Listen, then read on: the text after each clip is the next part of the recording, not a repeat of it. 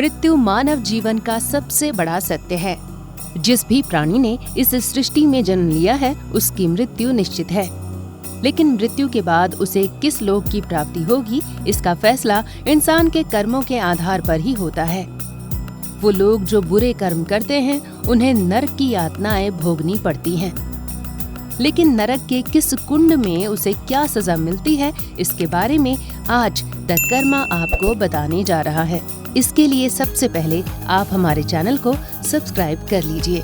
उसके बाद वीडियो को आखिर तक जरूर देखिएगा।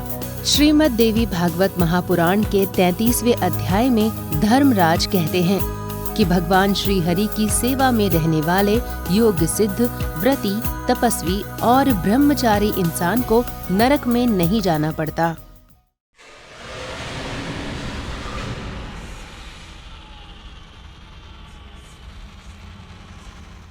जो इंसान बल के अभिमान में अपने कटु वचन से लोगों का दिल दुखाता है वो वहनी कुंड नाम के नरक में जाता है और अपने शरीर के रोमों की संख्या के बराबर सालों तक इस कुंड में वास करता है।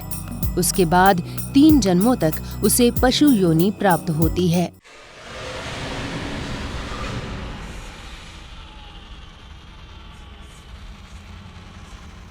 जो मूर्ख घर पर आए हुए भूखे प्यासे दुखी ब्राह्मण को भोजन नहीं कराता है वो तप्त कुंड नाम के नरक में जाता है। उस ब्राह्मण के शरीर में मौजूद रोमों की संख्या के बराबर सालों तक उसे उस कुंड में रहना पड़ता है। उसके बाद 7 जन्मों तक पक्षी की योनि में पैदा होकर तपते स्थान पर यातना भोगनी पड़ती है।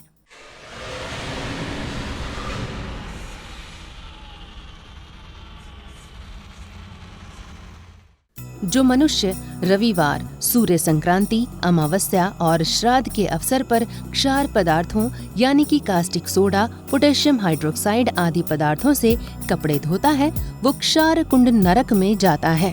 उसे कपड़ों में मौजूद सूतों की संख्या के बराबर सालों तक वहां रहना पड़ता है। उसके बाद 7 जन्मों तक रजक यानी कि धोबी की योनि में उसका जन्म होता है।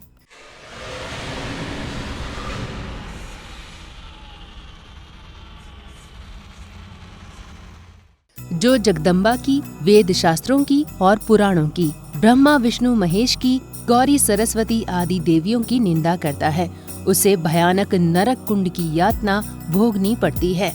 इससे ज्यादा दुखदाई नरक कुंड कोई नहीं होता। इस कुंड में कई कल्पों तक रहने के बाद ऐसे इंसान को सर्प योनि में जन्म लेना पड़ता है। भगवती जगदम्बा की निंदा के अपराध का कोई प्रायश्चित नहीं होता है।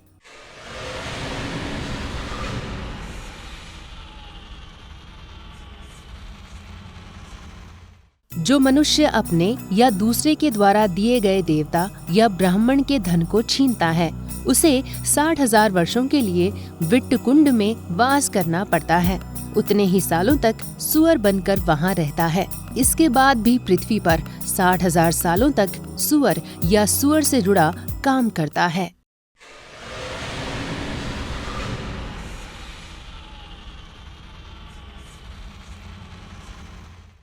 जो मनुष्य दूसरों के बनवाए तालाब या सरोवर में अपने नाम से निर्माण करता है और फिर लोगों के बीच अपनी वाहवाही गाता है उसे मूत्रकुंड नाम के नरक में जाना पड़ता है।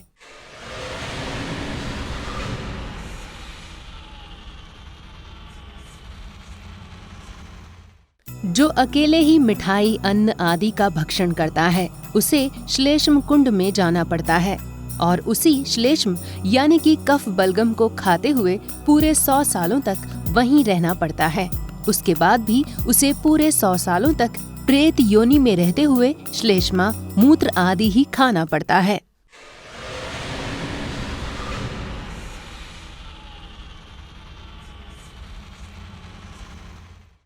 जो इंसान माता पिता, गुरु, पत्नी, पुत्र, पुत्री और अनाथ का भरण पोषण नहीं करता वो गरकुंड नाम के नरक में जाता है और वहां पर उसी विष को खाते हुए वो पूरे 100 सालों तक पड़ा रहता है। उसके बाद पूरे 100 सालों तक भूत योनि में रहना पड़ता है।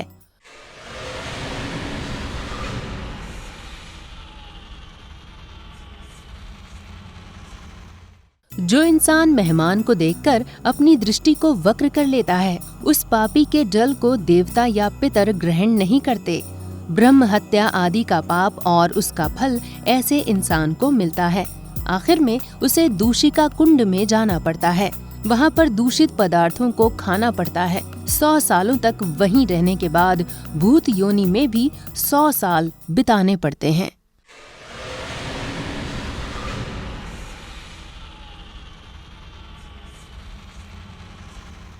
अगर कोई मनुष्य ब्राह्मण को धन दान करने के बाद वही धन किसी और को दे देता है तो उसे 100 सालों तक वसा कुंड में वास मिलता है।